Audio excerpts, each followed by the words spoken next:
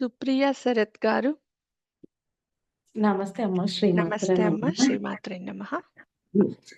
ఇవాళ మెడిటేషన్ లో అదే శివోహం హంసస్థోహం దానికి అంటే ముందు మనం సురేష్ గారు చెప్పింది ఆ మెడిటేషన్ చేశానమ్మా. అది అయిపోయిన తర్వాత ఇది చేశాను అనమాట.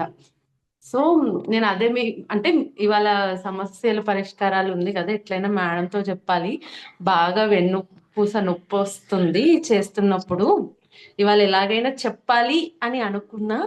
సో ఈ మెడిటేషన్ చేసే వరకి అసలు నిజంగా చెప్పలేను. అసలు ఇట్లా అర్ధనారీశ్వరి శివుడిది అండ్ లింగాలు, మళ్ళీ అది మన ఈషా ఫౌండేషన్ శివుడు అసలు ఎలా అంటే ఇట్లా మొత్తం ఏది ఇలా శివోహం హంస సోహం అది సొహం చేసేటప్పుడు చేసినప్పుడు అసలు సీరియస్ గా అమ్మా, ఇంకా పెయిన్ అప్పుడే వెళ్ళిపోయింది అసలు. ఆ చేసినప్పుడే నేను అదే అనుకున్నాను. అదే అమ్మగారికి నా చెప్దాము అని అనుకునే లోపే ఇది చేసే వరకు ఇంకా అయిపోయింది అని. అదైతే చాలా సంతోషం ఉందమ్మా. అండ్ ఆశీర్వాదాలు. ఇప్పుడు అంటే ప్రాబ్లమ్స్ ఏం లేవు. అది శ్రీచక్ర. అండ్ ఇంకొకటి ఏంటంటే ఇది కుంభమేళ ఉంది కదమ్మా.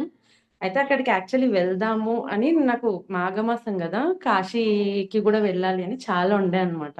సో ఇప్పుడు అందరూ ఏమంటున్నారంటే చిన్న చిన్న పిల్లల్ని పట్టుకొని ఎందుకు పోతావు, వద్దు వద్దు వద్దు అని అంటున్నారు. సో నేనేమనుకున్నా అంటే మేబీ ఆ కాశీకి వెళ్ళట్లే అని దేవుడు నాకు ఇప్పుడు శివోహం హంసోహంలో నాకు ఇంకా మొత్తం దర్శనం ఇచ్చేసిండు అని దర్శనం ఇస్తారు. అదొకటి హ్యాపీ. అదొకటైతే చాలా హ్యాపీగా ఫీల్ అయినానమ్మా నేను.